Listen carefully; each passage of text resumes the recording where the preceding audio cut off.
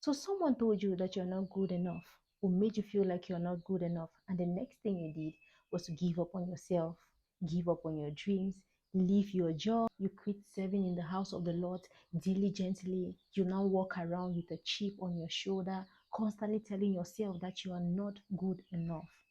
Really? I know criticism can be such a bitter pill to swallow, but quitting, giving up right now just simply means you're validating what they said. What then do you do when someone makes you feel like you're not good enough? That is exactly what we are going to be discussing in today's video. If you're seeing my face for the very first time, my name is Moyanke Sarah, and thank you so much for clicking on this video. The very first thing you should do when someone makes you feel like you are not good enough is to just take a moment and appreciate yourself for all the things that you've accomplished before, no matter how small they are. Well, something you really have to understand and keep it at the back of your mind is the fact that the world mostly celebrates end results. So, in the course of your journey, most often people will not celebrate you, and if you have to make it to the end, you must always learn to celebrate yourself for the small wins that you make. You know of Peter in the Bible, right? Peter, the one who started walking on water and then later started sinking.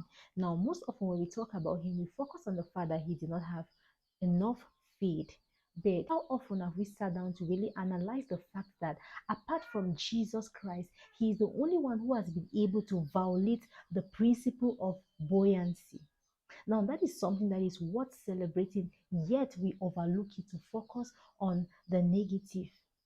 This is why I'm saying you must learn to appreciate yourself. Celebrating yourself reminds you of the things you have done before, the things you have accomplished before, so that that thought of them making you feel like you're not good enough does not rest on your mind, because it has something to counteract with, so that it encourages you to keep moving forward. Now, once that is done, we go to our second step. Sit down. Think about what they said for a moment. Is there an iota of truth in it? And is there something that you can do at personal level to become better? Then it's time for you to get to work. Because sometimes criticisms, maybe they come in negative forms, but it comes from people who they have your interest, they actually have your interest at heart, but they don't know how to communicate it properly. So they just throw words that ends up hurting you.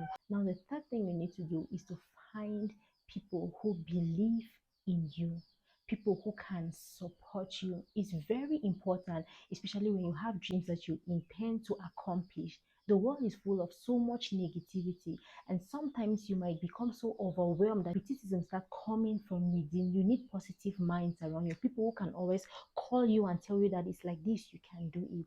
Now, let's talk about Peter again for a bit. Imagine that when he started sinking, the disciples that were in the boat, they started encouraging him. No, Peter, you can do this. Don't lose faith. You can do it. You've already given a few steps. You just need few more steps to do it. We believe in you. We keep focused. Don't lose your hope. You can make it. Imagine what would have happened. I feel like the story would have been completely different. But since there was nobody to even encourage him and coach him and say, you can do it, he just kept sinking. Thank God that he remembered to ask for help and Jesus helped him. Let me just stop here and say, even if your goals, your dreams, they seem to be in a position where they seem to be crashing and you cannot really find a way around it, you're beginning to lose your hope. I just want to say you can still call on Jesus just as Peter did, and Jesus is definitely going to show up for you. That said, please align yourself with positive mindset, people who believe in you. And I just want to take out this moment and say a very big thank you to my manager and my coach. He's been a very great support to me. That is somebody who believes in me and in my dreams. I can say almost more than I believe in me, almost more than I believe in them. And people like that are quite rare. And so, if you don't have people like that in your life, it's very important that you pray for God to align you with people like that. It's very, very important. And I'd just like to end here by saying, believe in yourself. And above all, believe in God. Believe in the dreams that He has placed in your heart. He saw all those deficiencies in you. He knew that all those errors and mistakes that are coming now, you will make them, but yet He chose you and He placed you in that particular position. Don't hate the people who criticize you.